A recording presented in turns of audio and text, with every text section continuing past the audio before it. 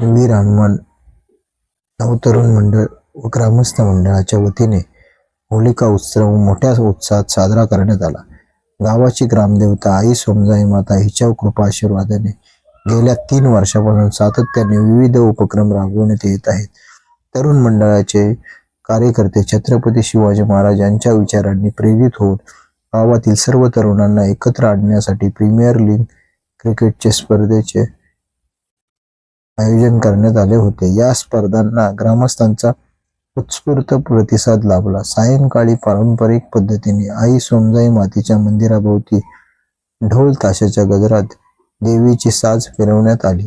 त्यानंतर सर्व ग्रामस्थांच्या उपस्थित विधिवत भूमिपूजन करून होलिका उभारण्यात आली व सजविण्यात आली. गावातील महिलांनी पूजन करून आरती केली तसेच होलिका मातेला ओटी अर्पण केली. यावेळी गावातील प्रतिष्ठित ग्रामस्थांनी होलिकेचे धार्मिक सामाजिक महत्त्व स्पष्ट करत सर्वांनी शांततेत व एकोप्याने उत्सव साजरा करण्याचे आवाहन केले. पारंपरिक पाग म्हणत विधिवत होलिका दहन करण्यात आले. श्रीफळ अर्पण करून गावातील तरुण मंडळी व महिला मंडळाने शिमग्याची गाणी सादर केली. खऱ्या अर्थाने आपल्या अंतर्मनातील वाईट गुण व वाईट विचारांचे दहन करून सद्गुणांची जोपासना करण्याचा संदेश देणारा हा उत्सव तिशे गावात आजही परंपरेनुसार आणि उत्साहात साजरा केला जात आहे. प्रतिवर्षाप्रमाणे होळी हा सण संपूर्ण भारत देशात हिंदू धर्मातील पवित्र सण आहे. या सणाचे महत्व सांगावं तेवढे कमी आहे. वाडवडिलापासून जी एक प्रथा आहे की आपल्या अग्नीमध्ये जे होळीमध्ये जे नारळ टाकायची जी प्रथा आहे ते आपण नारळ कशासाठी टाकतो? आपल्या आई वडिलांनी नारळ टाका म्हणून सांगतो, तर तो नारळ टाकामध्ये काहीतरी उद्देश आहे. आपल्यातून या वर्षासाठी असे सण किती येतात जातात, पण होळी हा सण एक पवित्र आपला हिंदू धर्मातील सण आहे. लहानापासून थोरापर्यंत आपण या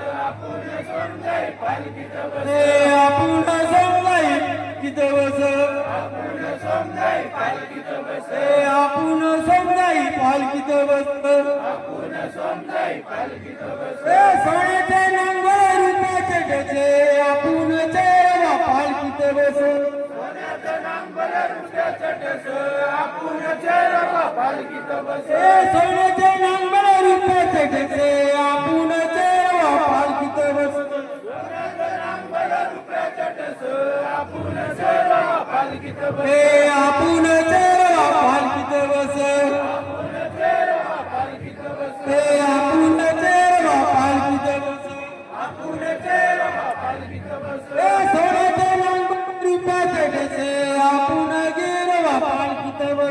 सोन्याचे नांगर रुपयाचे ठसे आपण गिरवा पालखीत बस हे सोन्याचे नांगर रुपयाचे ठसे आपण